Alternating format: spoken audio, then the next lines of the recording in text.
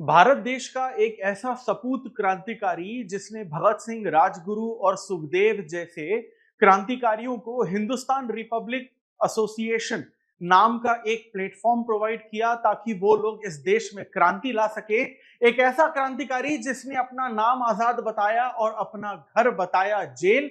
और एक ऐसा क्रांतिकारी जिसने अंग्रेजों को तो मारा लेकिन अंग्रेजों की गोली से मरना उसे नामंजूर था, इसीलिए इलाहाबाद के अल्फ्रेड पार्क में खुद को गोली मार दी, लेकिन यह कहा कि अंग्रेजों की एक गोली मुझे छू भी नहीं सकती। जी हां, आज के इस the real heroes of India की सीरीज में हम बात कर रहे हैं चंद्रशेखर आजाद की। Welcome to Chahal academy, this is Anubhav Deepani. इस सीरीज में the real heroes of India की सीरीज में हम उन क्रांतिकारियों के बारे में बात करेंगे जिन्होंने इस देश को आजादी दिलाने के लिए सबसे महत्वपूर्ण भूमिकाएं निभाई, लेकिन जो क्रेडिट वो डिजर्व करते थे वो क्रेडिट उन्हें आज तक नहीं दिया गया।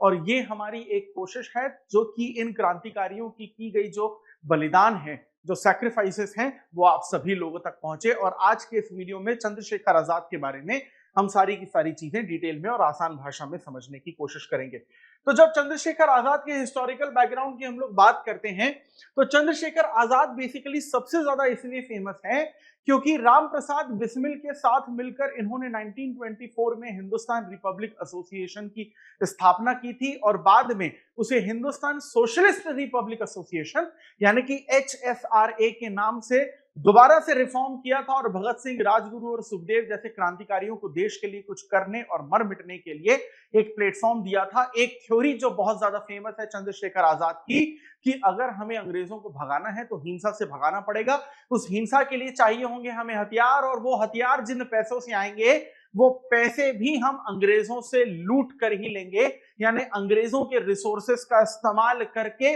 उन्हीं अंग्रेजों पर कानून उन पर हमला करेंगे, उनकी हत्या करेंगे और उन्हें मजबूर करेंगे इस देश से बाहर जाने के लिए। और जब यहां पर हम लोग हिंदुस्तान रिपब्लिक एसोसिएशन की बात करते हैं तो चंद्रशेखर आजाद सिर्फ राम प्रसाद बिस्मिल से ही नहीं लेकिन और अलग अलग पार्टी लीडर्स जैसे कि रोशन सिंह, राजेंद्र नाथ लाहिरी और अशफाक उल्ला खान से भी यहां पर जुड़कर काम करते हैं। अब चंद्रशेखर आजाद जो है वो 23 जुलाई 1906 को बेसिकली भाबरा एक विलेज है वहां पर पैदा हुए थे। इनकी माता का जो नाम था जगरानी देवी, वो बेसिकली इन्हें एक संस्कृत का स्कॉलर बनाना चाहती थी, संस्कृत का टीचर या संस्कृत का प्रोफेसर बनाना चाहती थी। और इन्होंने इसी चीज के लिए इनके पिता ने इन्हें काशी विद्यापीठ में बनारस में भेजा था ताकि अपनी आगे की जो पढ़ाई है वो कर सके। लेकिन बेसिकली बाद में फैमिली जो है आज के मध्य प्रदेश के एक शहर या डिस्ट्रिक्ट अलीराजपुर में शिफ्ट हो गई। तो पैदा तो ये कहीं और हुए थे लेकिन जो पालन पोषण इनका हुआ है वो बेसिकली अलीराजपुर में हुआ है। और अलीराजपुर में ही बड़े होते होते भारत की आजादी की तरफ और भारत के लिए लड़ने की तरफ जो इनका इंटरेस्ट है वो पूरी तरीके से यहां पर डेवलप हो जाता है। बात हम लोग यहां पर कर रहे हैं 1921 की, जब महात्मा गांधी उस वक्त के सबसे बड़े लीडर माने जाते थे। और नॉन कॉपरेशन मूवमेंट यानी कि असहयोग आंदोलन जब महात्मा गांधी ने शुरू किया था तो चंद्रशेखर आजाद भी एक बहुत बड़े फॉलोअर थे महात्मा गांधी के। 1921 में 15 साल की उम्र में चंद्रशेखर आजाद ने महात्मा गांधी की लीडरशिप में नॉन कॉपरेशन मूवमेंट यानी असहयोग आंदोलन को यहां पर ज्वाइन भी किया था। और इसी के चलते 20 दिसंबर 1921 को यहां पर चंद्रशेखर आजाद को अरेस्ट कर लिया गया। और जब इन पे ट्रायल शुरू हुआ तो उस वक्त के जो मजिस्ट्रेट जस्टिस थे MP खारेघाट, इनको बेसिकली क्या है कि चंद्रशेखर आजाद ने ये जवाब दिया कि मेरा नाम आजाद है, मेरे पिता का नाम स्वतंत्र है और मेरा घर है जेल। इस पर्टिकुलर बात से वो जो न्यायाधीश थे, जो जस्टिस थे उस वक्त के, वो इतने ज्यादा नाराज हो गए कि 15 कोड़े की सजा इनको बेसिकली दी गई। और ये सजा जो है 15 साल की उम्र में इन्होंने सही।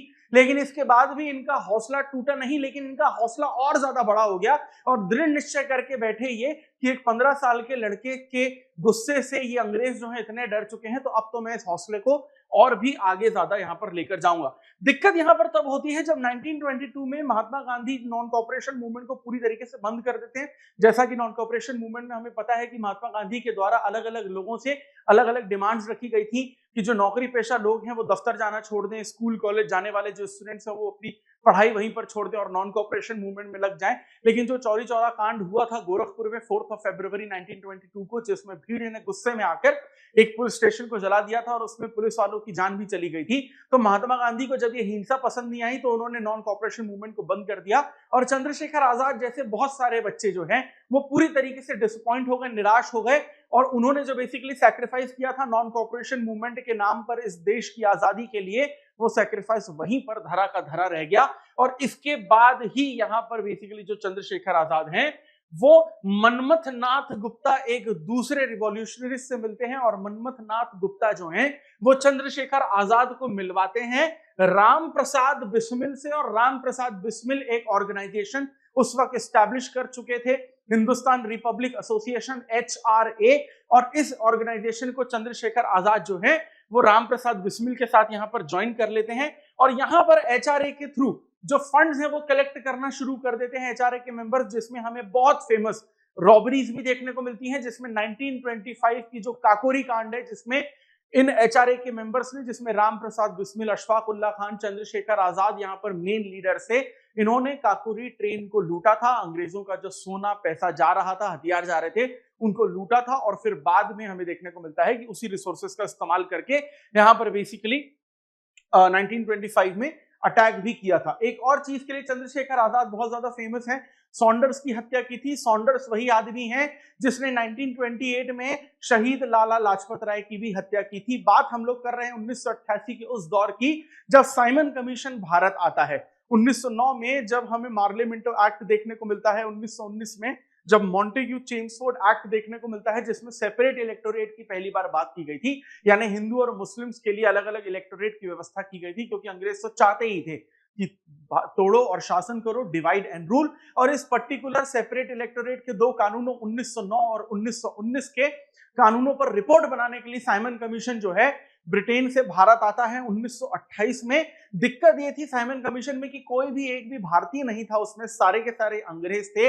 और साइमन गो बैक का नारा यहां पर लाला लाजपत राय ने दिया, और लाहौर के रेलवे स्टेशन पर जब साइमन कमीशन उतरती है तो लाला लाजपत राय, भगत सिंह, राजगुरु, सुखदेव, दुर्गा भाभी, ये सारे के सारे जो रिवॉल्यूशनरिस्ट हैं साइमन गो बैक के नारे लगाते हुए प्रोटेस्ट करना शुरू करते हैं साइमन कमीशन के सामने।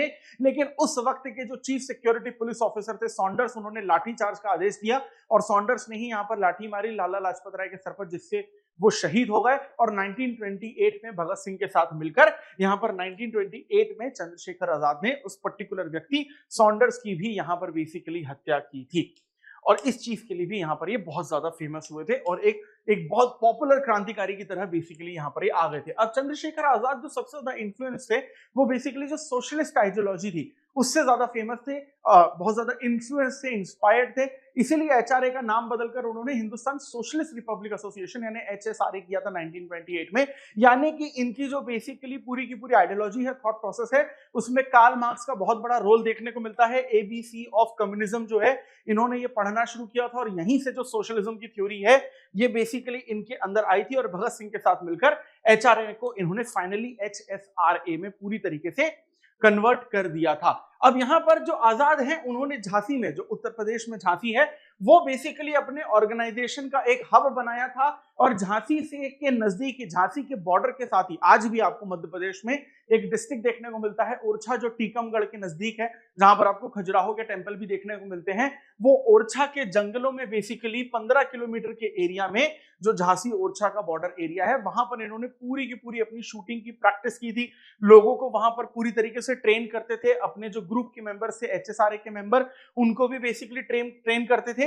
और वहीं पर एक हनुमान मंदिर था, और हनुमान मंदिर के पास ही ये बेसिकली एक कुटिया बनाकर रहने लगे थे सतर नदी के किनारे, और अपना नाम बदल लिया था पंडित हरिशंकर ब्रह्मचारी। और बहुत लंबे वक्त तक वहां पर रहे थे और मुफ्त में बच्चों को वहां पर पढ़ाते थे, ताकि जो बेसिकली लोकल सपोर्ट है वो चंद्रशेखर आजाद को यहां पर मिलता रहे। और लोकल कम्युनिटीज के बीच में काफी ज्यादा फेमस भी हो गए थे चंद्रशेखर आजाद। यानी जो जो प्लान बेसिकली वो कर रहे थे पूरी तरीके से यहाँ पर वो एक तरीके से उसमें सक्सेसफुल हो गए थे। और सॉन्डर्स की हत्या तो की थी, इसके बारे में हम लोग ऑलरेडी बात कर ही चुके हैं। अब यहाँ पर अंग्रेज जो है वो बेसिकली चंद्रशेखर आजाद से बहुत ज्यादा परेशान इसलिए भी थे क्योंकि चंद्रशेखर आजाद को पकड़ा नहीं जा सकता था। चंद्रशेखर आजाद बेसिकली जेल नहीं गए कभी भी। आप दूसरे रिवॉल्यूशनरिस्ट को देखिए, वो जेल गए थे, चंद्रशेखर आजाद जो है कभी जेल नहीं गए थे। और ब्रिटिशर्स के लिए इनको पकड़ना बहुत ज्यादा मुश्किल इसलिए था क्योंकि चंद्रशेखर आजाद बहुरूपीय थे, यानी किसी एक लुक में कभी रहते ही नहीं थे, और जब वो अपना लुक चेंज करते थे तो उनको पकड़ पाना, उन्हें पहचान पाना इम्पॉसिबल था, नेक्स्ट टू इम्पॉसिबल था। यानी इसी वजह से पूरी की पूरी जो ब्रिटिश आर्मी है एक तरीके से चंद्रशेखर आजाद के पीछे पड़ चुकी थी। कुछ लूपहोल्स थे, कुछ मोल थे, एचएसआरए में भी कुछ ऐसे कमजोर व्यक्ति थे जिन्होंने जो लाठी और डंडे नहीं सह पाए अंग्रेजों के, और उन्होंने बेसिकली चंद्रशेखर आजाद की जो आने वाली प्लानिंग है उनका पता दे दिया, और इसी वजह से चंद्रशेखर आजाद जो है 27 फरवरी 1931 को इलाहाबाद के एल्फ्रेड पार्क में पुलिस के द्वारा घेर लिए गए। इन्होंने वहां पर फिर पुलिस के साथ इनकी गोलीबारी भी हुई है, 3 पुलिस वालों को इन्होंने जान से भी मारा, लेकिन खुद भी बहुत ज्यादा घायल हो गए थे। और जब आखिरी गोली उनकी बंदूक में बची थी तो उन्होंने बेसिकली ये निश्चय किया कि मैं अंग्रेजों को मारूंगा, लेकिन अंग्रेजों की गोली से खुद नहीं मरूंगा। और आखिरी गोली उन्होंने अपने सर पर मारी, खुद को गोली मारी और खुद का यहां पर बेसिकली बलिदान दे दिया। और उसी दिन से यहां पर चंद्रशेखर आजाद आपके नेशनलिज्म के, पैट्रियोटिज्म के, देश की आजादी के हमें one of the biggest figure यहां पर देखने को मिलते हैं। आज भी हम लोग उन्हें याद करते हैं। जो एल्फ्रेड पार्क है उन्हीं की बेसिकली याद में वहां पर उनका नाम बनाया गया। इलाहाबाद में, प्रयागराज में आपको उनके नाम के कई म्यूजियम, कई स्टैचूज भी देखने को मिलते हैं। लेकिन चंद्रशेखर आजाद ने जो अपना बलिदान दिया, वो बलिदान जो है आने वाली कई जनरेशंस को यहां पर इंस्पायर करके गया, और उन्हीं के बलिदान से भगत सिंह, राजगुरु, सुखदेव जैसी जो आने वाली फ्यूचर जनरेशंस हैं वो हमें देखने को मिलती हैं। सुभाष चंद्र बोस का ने भी कई बार अपने अलग अलग खतों में ये कहा है कि चंद्रशेखर आजाद से वो बहुत ज्यादा इंस्पायर थे, और इस तरीके का बलिदान चंद्रशेखर आजाद के अलावा कई ऐसे और लोगों ने दिया, जिसकी वजह से बेसिकली क्या है कि हमारे देश को आजादी मिली। यानी आज के बाद अगर आपसे कोई कहे कि हमारे देश को आजादी अहिंसा से मिली, एक खून का कतरा भी नहीं बहा, तो उन्हें चंद्रशेखर आजाद जैसे क्रांतिकारियों, शहीदों की कहानी जरूर सुनाइएगा। और इसी तरीके से अगर आप और ज्यादा the real heroes of India के बारे में जानना चाहते हैं तो कमेंट सेक्शन में प्लीज बताइए कि अगले कौन से वो हीरो हैं जिनके बारे में आप चाहते हैं जिनसे हम आपके बारे में डिस्कस करें। और इसी तरीके की सीरीज को लगातार आगे बनाए रखने के लिए